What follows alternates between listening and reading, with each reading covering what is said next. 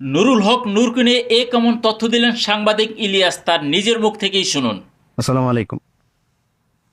আমরা কয়েকদিন ধরে কিছু মানুষের কার্যক্রম লক্ষ্য করছি, উদ্বেগের সাথে লক্ষ্য করছি যে তারা ইনিয়ে বিনিয়ে কিছু সাংবাদিক, ইনফ্লুয়েন্সার, সোশ্যাল মিডিয়া অ্যাক্টিভিস্ট, এরকম অনেকেই দেখছি যে ইনিয়ে বিনিয়ে একটা জিনিস বোঝানোর খুব চেষ্টা করছে যে র জিনিসটা খুবই হাস্যকর।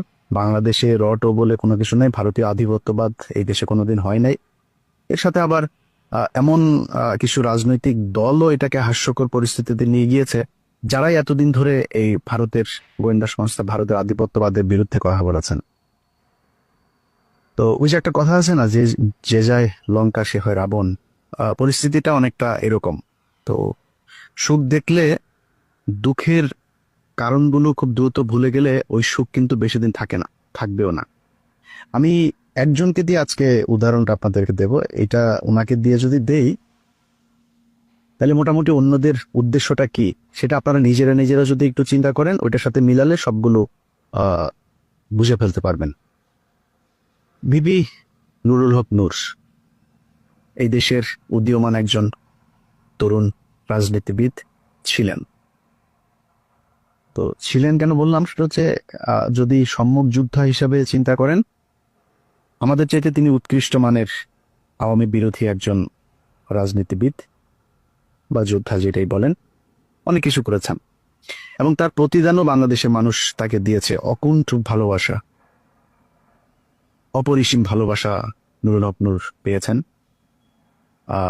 না চাইতেই তিনি টাকা পয়সা পেয়েছেন। আমি নিজেও আমার এখানে অনেক বন্ধু বান্ধবের কাছ থেকে আহ, মানে একটা বিশেষ সংগঠন তারা করেছিল, আমি নিজে বলছি ভাই ওদেরকে কিছু টাকা দেন।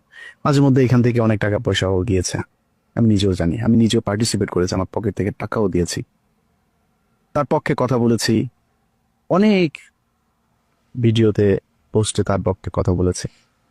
তো উনি যেই ত্যাগ স্বীকার করেছিলেন, সেটার জন্য উনি ওনার ভালোবাসাও পেয়েছেন।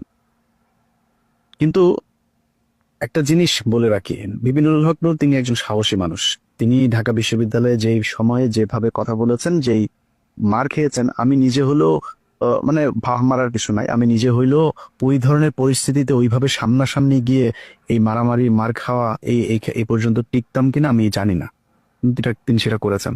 বাট আরেকটা জিনিস বলে রাখি, পৃথিবীতে যত মানে চোর বাটপার ডাকাত, তারপরে প্রতারণার সাথে জড়িত যারা ছিনতাইকারী, সাহসী লোক কিন্তু আওয়ামী লীগের লোক কিন্তু সাহসী আছে, বুঝছেন? এই মানে বেশিরভাগ চোর বাটপার এই একটু উচ্ছৃঙ্খল টাইপের, হিংস্র টাইপের